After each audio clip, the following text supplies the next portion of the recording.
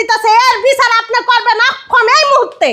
চটকনা মারছে? হ্যাঁ কি রে তোরা বিয়ে নিয়ে চটকনা মারছো? হ্যাঁ মারছি, দরকার হলে আরো মারুম। এমনে কি হইলো এটা? তোরা থাপ্পড় মারছিলি গেলে জুতো মারা উচিত ছিল না? বিয়াই শরম করে না? কষ্ট ঠিক করছ। শরম করে না?